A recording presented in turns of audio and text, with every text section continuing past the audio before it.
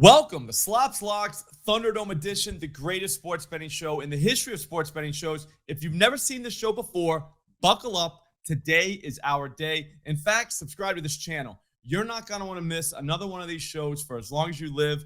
While you're doing all that, let's talk to today's panel, okay? Our first guest is a guy who is here literally every day. You see him on Keeping It 1,000 all the time. He just kept it $20,000 because he won $20,000 last night on baseball. The great MCbets. How the hell are you, bro? I am doing amazing right now. I haven't been able to say that often, but it was just an unreal evening. Time out. You were just in Aruba. You're constantly at the beach all the time. Like, what do you mean? Yeah, that's true. Great. Like, come on. That's true. I'm just trying to be humble a little bit. You know what I mean? But it's Figure it out, awesome. Man. People know you're lying, dude. You're right. They could see right through me. Yeah, you're doing great. Look at you. Awesome. I'm doing awesome. I gotta be honest. Good. Our next guest is a guy I've been following on the fantasy streets for probably over a decade, maybe longer. We got the great Scott Barrett from Fantasy Points today. What's up, Scott? Hey, yeah, I'm doing good. I'm happy to be here. I'm excited to be in the Thunderdome. I think I'm going to go 3 for 3. Nice. Get the prize, get the glory. Excited, feeling good. I like to hear that. I love to get the fantasy guys in here, Scott, because people don't realize that the prop bettors, we're rooted in the fantasy guys like you. Like guys like your information is seriously something that everybody needs to be looking at if they're betting player props. So I'm pretty fired up to have you here. Yeah, thank you. I think, no one understands the numbers better. And, fantasypoints.com. I really think we're the best in the industry. And I'm here today to hopefully prove that. Nice. All right. So if you've never seen this before, what we're all about to do is we're going to give our 3 best bets for the weekend. Okay. It's simple. Whoever ends up winning the most units wins. But do you know who the real winner is, MCbets? The people. Yep. The viewers. Because you crazy bastards can play this however you want. And what I mean is, if you want to parlay online bets, nobody's going to stop you. All right? No. Get loose. You deserve it. It's Friday. In fact, hit the comments and tell me your best bet for the weekend, and I'll give the person who hits the highest odds play $25 just for the vibes. All right? Please don't keep the bangers to yourself. Let them flow. I'm going to go first since it says Slop. I don't know why I always go first. I'm leading off. I don't know if they're telling me that I'm not doing well. I don't know. But we're going to change all that. We're going to start tonight, though, MCbets. We're not going to wait till Sunday. Last week, we had Rob Pizzola on this show. He was electric, as always, and he had a Friday night bet, and it hit. And I'll be honest with you, it felt fantastic. So I'm going to do the same thing. I might be bringing 3 touchdown scorers to the table here for Sunday. Don't keep it to yourself, but do me a favor, wait your turn. Got it. I'm going to go Trevor Rogers. I'm looking at the chart right now, the screen. He's plus 125 for 6+ strikeouts. I don't know if you know Trevor Rogers this year. I don't know what got into him, but he is filthy now all of a sudden. Like I thought he was bad before, but he's been incredible. He's given up like 3 home runs in like 100+ innings pitched this season. The guy's been great. He's also been striking people out, okay? In his last, let me count. I don't even know. I go back. All right, 1, 2, 3, 4, 5, 6, 7, 8, 9 starts. Guess how many times he's failed to get at least 6 batters to sit down, MCbets? 0. 1. Oh. That time, he only got 5 Giants. Tonight, he's getting the Yankees. He just saw him, so I hate doing this where I'm taking him again, but he got 7 Yankees last time. When you look at as a team recently over the last week, in their last 173 at-bats, they struck out 56 times. I don't think they all of a sudden figured out how to not strike out. 6+ strikeouts is plus 125. This feels just too good to be true. I think I'm 1-0. Scott, pressure's on you. You're up. Well, I have first bet. I think there's a few different ways to play Baker Mayfield. He's going to hit his over on rushing yards and go under on passing yards. So that's over 15.5 rushing yards on DraftKings at -116. That's under 228.5 passing yards on DraftKings at -112. You could parlay them both plus 224.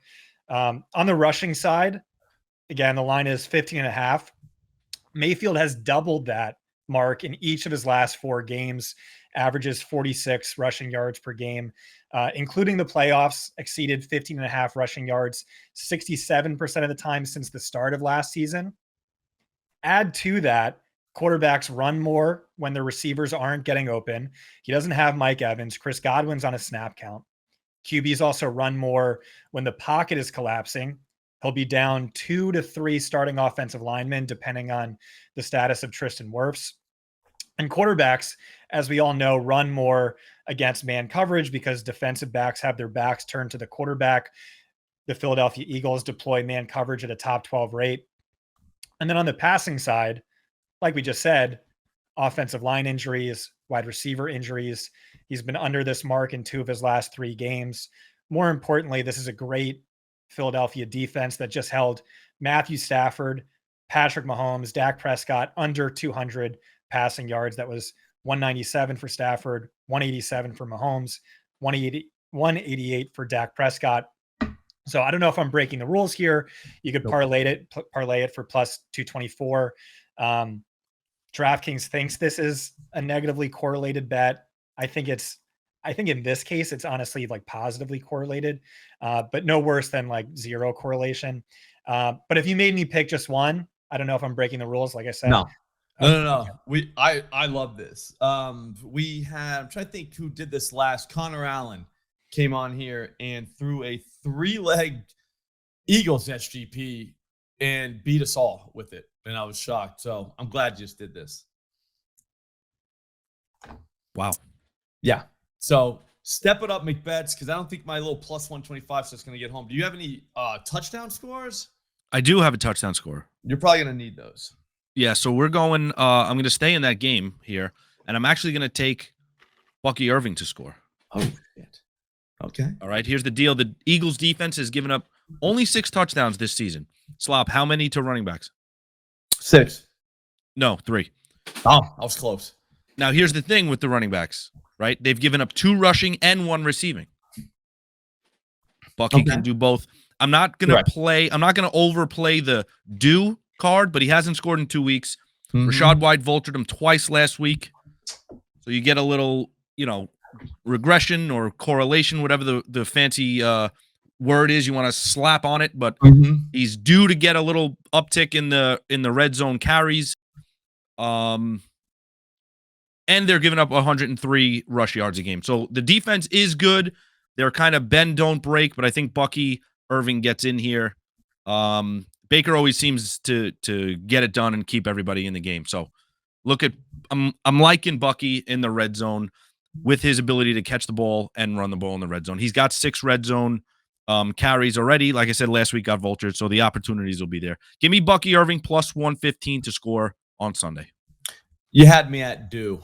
What about you, Scott? Any thoughts on that at all? And you can tell him if it sucks. Yeah.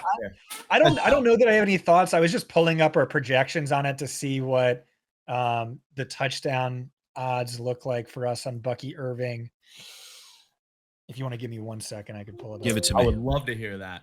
Yeah. Oh, so we disagree. We have the under. We're projecting 0.61 total touchdowns for Bucky Irving. If you round up. Yeah. Yep. Yeah. I guess you got that. A long way. But I think we've got some better touchdown bets on the board, but I don't hate it. It could happen. Oh, it could happen. He has scored once this year already. Fair enough. That's so he can go again. You had me at do. Yeah. 3, 4. You're up again. I am up again. 115 though.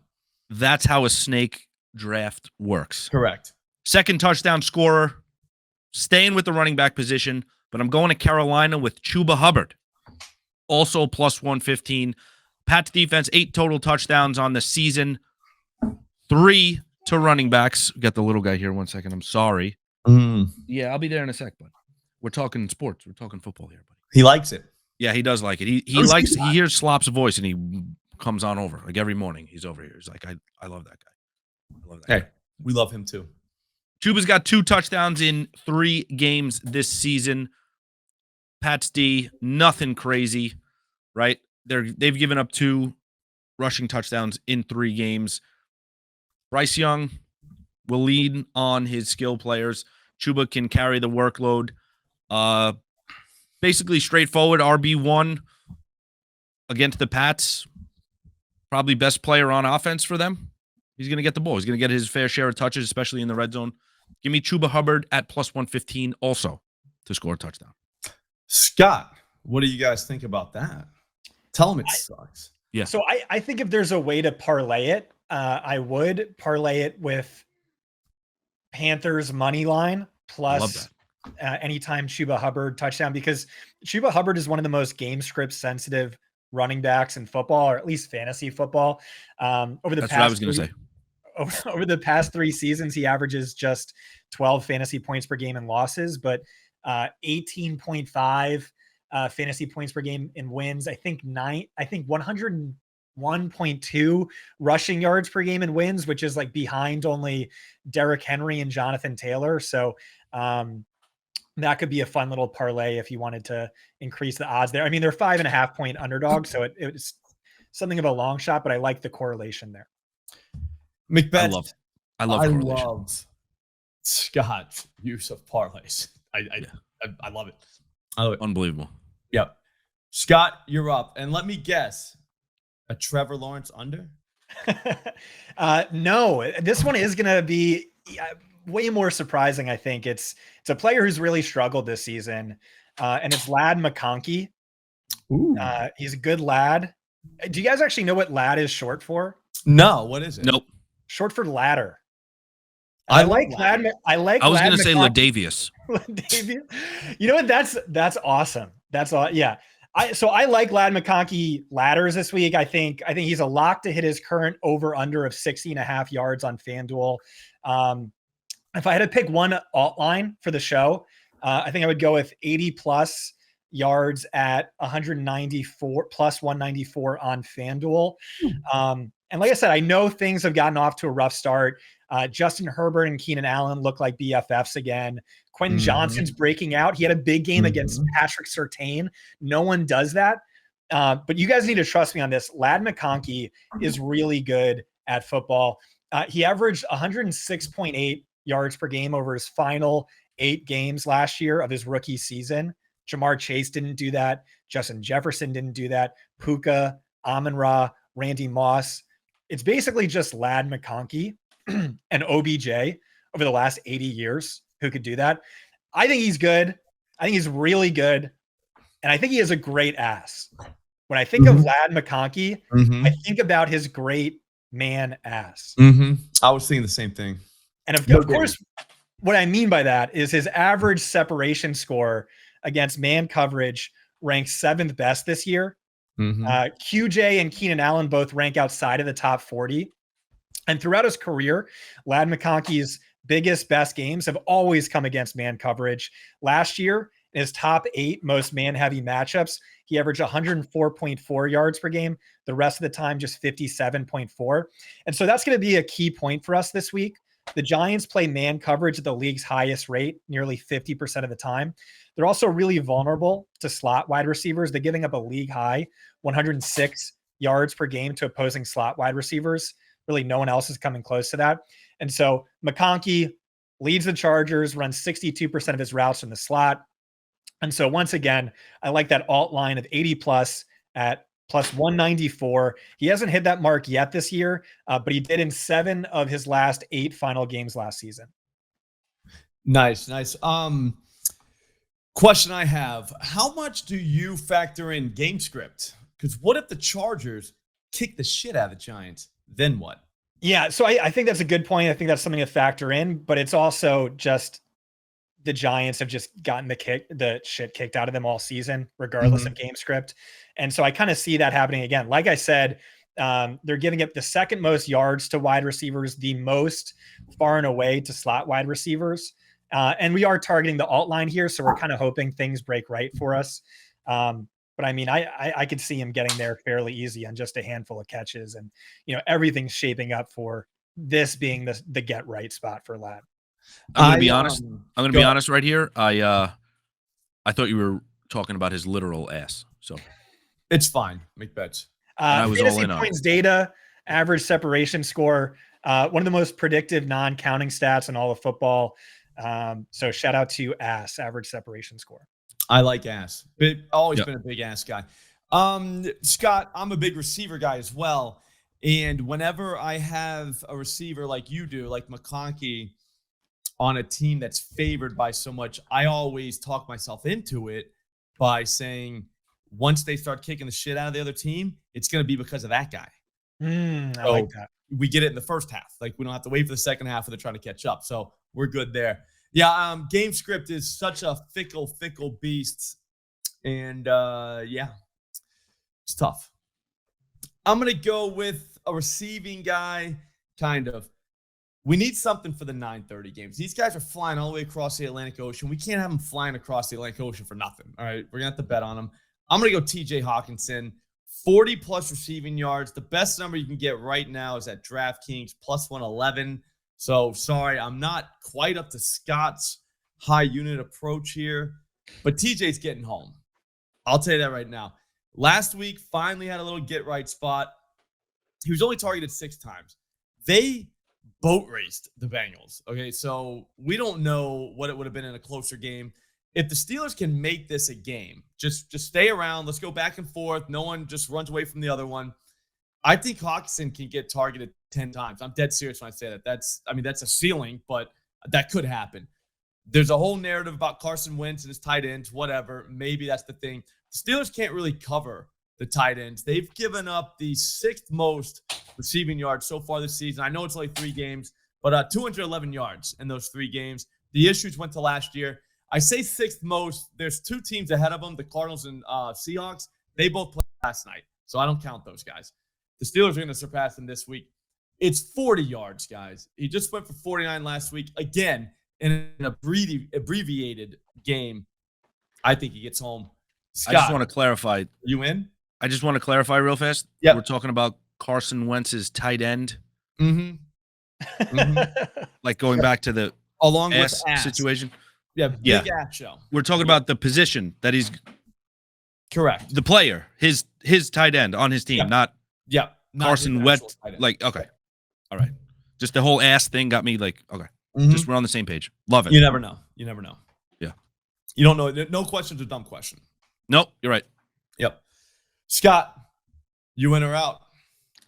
On Hawkinson, I'm probably out personally. I just don't think. I think he looks kind of washed, if I'm being honest. It's a low 21.5 implied point total. They gave Josh Oliver a lot of money, and you kind of seen Hawkinson's usage drop even inside the red zone. But he has yet to get one.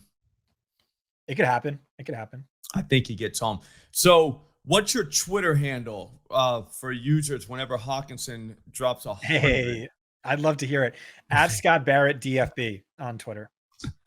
I'm just kidding. All right, so I got one more go, and I'm going to go with a man called Javonte Williams. And I'm going to take his receptions, though. Even though he's a running back, we're going receptions. This is great. I cannot wait to hear this because you smoked Trey Benson receptions yesterday. Yeah, he's hot. I hate running back receptions. He's hot in this market. Listen up, everybody. Here's the thing. It's Javonte Williams. I know. I get it. But this team is going to get waxed, I think. I think the Cowboys are at least going to have to play from behind. I don't think the Packers are going to be messing around after what happened last week. And now they get the softest defense you're ever going to see. So they're going to score points. So in order to keep up, what do? McBets, do you throw the ball? You air it out, baby. Yeah. Last 2 weeks, 1 week they were back and forth with the Giants, 7 targets for Javonte Williams, but it blows my mind. Last week they got rolled 5 targets. He went 6 receptions in the first game, 5 in the second game. He can get 4. So he can get to this number. We've seen him do it twice. This price is plus 121 at ProfitX, but let me just say, if you're not on the exchanges, you can get 116 at FanDuel. So plus 116 is not bad for this. They're going to have to move the ball somehow, and I don't think they're going to be able to run on the Packers. Like, I really don't. I don't know many teams that can. I don't think the Cowboys can, but the Packers teams have been trying to throw it to the running back. Only 4 teams in the entire NFL have seen teams target the running backs against them more than the Packers, right? 2 of those teams have played 4 games, so they don't even count. 21 receptions so far this season from running backs. That's second most in the NFL. This was kind of like the same thing as we did last night with Benson and the Seahawks. 4 receptions is basically nothing. Like, it's 4 receptions. So getting plus money on this feels right. I'm in. Scott, I love it. This is a great bet. You nailed it. You know, the negative game script is there. They're down CeeDee Lamb, which obviously hurts. And if you go to fantasypoints.com and you look at our free schedule adjusted tool, you'll see Green Bay looks like one of the best defenses in football. They're elite, best in the league against running backs on the ground. They're elite against outside wide receivers, slot wide receivers. The only area where they're like neutral to below average is to pass catching running backs and to inline tight ends. And that's it. You look at Javonte Williams, he's top 7 in route share, top 5 in targets. I think this is a great bet. I think it's fairly lockish to hit. Nice. I like the word lock too. I love using that word because it always is a lock until the game starts. Then the probability starts switching a little bit. But whenever I put in a bet, in my brain, it's a lock. I mean, I wouldn't bet it if I didn't think it was going to win. You know what I mean? Beautiful. Let's go to your third bet. Is it Trevor Lawrence under? No, this is another bet I want to ladder. This is Sam Laporta. We can go with official bet. We can say over 38.5 on DraftKings minus 111. That's a lock. But I like the alt lines too. I would go all the way up to 70 yards on FanDuel Sportsbook for plus 430. Official bet though, we'll say alt line 60 yards for plus 280. People forget that Laporta was hurt last year. He had a hamstring injury throughout camp. He picked up an ankle injury in week 2. But week 14 on, including this season, averages 58.2 yards per game. He's hit 50 yards in 6 of 9. Remember, the over-under is 38.5. I'm saying 60. So why? It's because it's a perfect schematic matchup. And this is something Fantasy Points data does better than anyone else, is looking at these schematic matchups. Vegas is not factoring this in. We have the data. We have the analysts. We are factoring this in. So here's a killer stat for you. The Browns play cover 1 40% of the time. That's insane. That's most in the league. That's over double the league average rate. And as we all know, Sam Laporta's favorite cover shell is cover 1. He circles those matchups on his calendar. He sees a 55% yards per route run efficiency boost against cover 1. That's top 7. That's a top 7 boost of any receiver in the NFL. He averages 2.79 yards per route run against cover 1. That's most of any tight end. That's top 10 of any receiver. The only other players above him since he came into the league are A.J. Brown, Tyreek Hill, Nico Collins, CeeDee Lamb, Puka Nacua, Cortland Sutton, and George Pickens. More importantly, he crushes all other Lions receivers in yards per route run, targets per route run, or anything else against cover 1. So again, this feels like a lock. I want to ladder it. Official bet for the pod, 60 yards plus 280. Jesus Christ. McBets, did you know that Laporta likes to cover 1? Everybody knows Laporta likes the cover 1. Correct. Yeah, I was thinking the same thing. Dude, not really. So not really brain busting info. No, Scott, everyone knows that. I'll be honest with you. That's the kind of shit we need in this game that we play. I'm a big Laporta guy. Yeah. I don't know. I have nothing to say. 100 plus yards, is that in play at all? Like in a giant lotto, maybe? Yeah. Why not? Like I said, I want to ladder it. So giant lotto. Yeah, like say you want to win $1 million on Sunday. You putting Laporta Hundy in there? Yeah. That's what I'm saying. Why not? Like if you're trying to make I don't know if 2 touchdowns and a Hundy, right? Yeah, the Millie home run videos, right? I want to turn $3 into $1 million, Scott. That's my life mission, my life goal. Oh, okay. One day I'm gonna do it. I think. I'm asking you if I had a $2 to get to $1 million, would Laporta be one of those legs? Oh, absolutely. All right, sweet. Yeah, right. you Write middle. that down, You do Baker under passing yards, over rushing yards. Lad McConkey, 120 yards. Laporta, 100 yards. Javante over receiving. And then what does Mike have for us next that we're going to? Yeah, we're getting there quickly. I like this. I like it. So Baker Mayfield, 30 plus rushing yards. We get a. Oh yeah. You know what I mean? You could ladder that as well. Like I said earlier, he doubled that in like 80% of his games. So why not? Sweet. And just real quick, the reason I keep bringing up Trevor Lawrence is I saw a tweet that you made on Twitter because that's the only place you can make a tweet. Dude, I love your take on Trevor Lawrence, and I kind of want you to talk to me about that. Yeah, so this is a take I've had since he was drafted, really, and I just thought he, was prematurely anointed this golden god, and I thought he was overrated coming out. And then the rookie season, it looked awful to me, and everyone's like, oh no, it's the coach. Sophomore season, it looked awful to me, and everyone's like, oh no, it's a new coaching staff. You have to give him time. Yeah. And so like I'm known as this Trevor Lawrence hater, but the way I see it is I've been proven right 5 years in a row, and I'm waiting to be proven wrong, and I'm yet to be proven wrong. I see a player who is just so slow to move through his progressions. He locks onto his first read. Defenses know this. He's led the league in first read throw rate each of the last 4 years. He's at a new career high. Defenses know this. They just sit on it. And he facing pressure, he looks like Bambi in the pot. Like he looks like a baby deer on ice.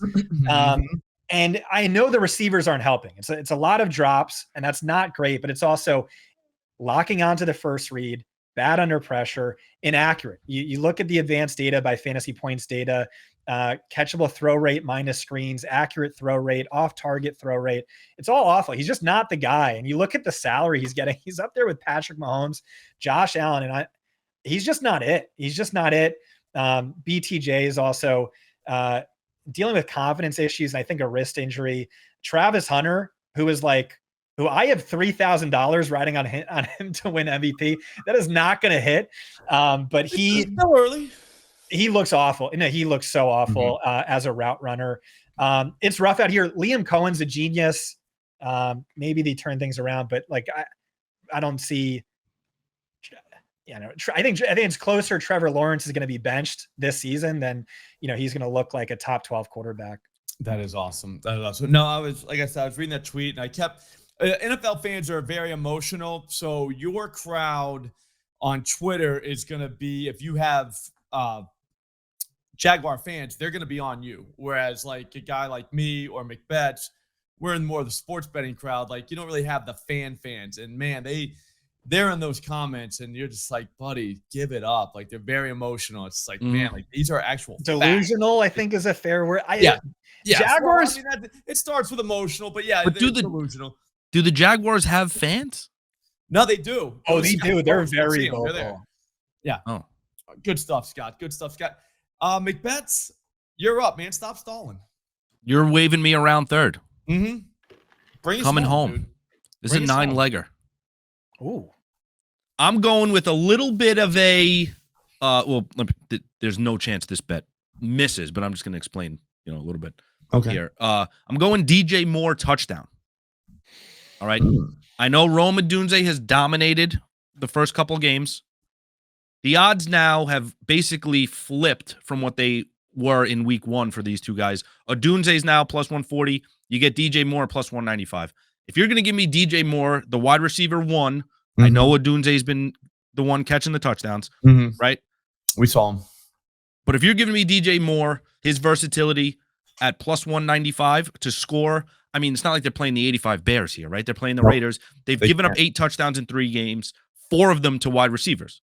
So we have a good chance here that DJ Moore is going to be getting some looks. If you're going to take a Bears wide receiver, I would take him now off of a very good performance from Caleb Williams. His confidence seems to be up. He might be slinging it a little more.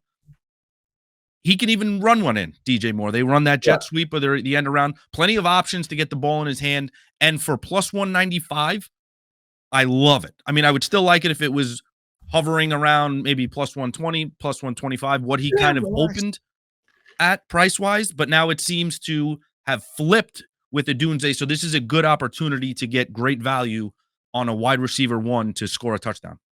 DJ Moore. Scott, you know what I'm going to ask? What do you think?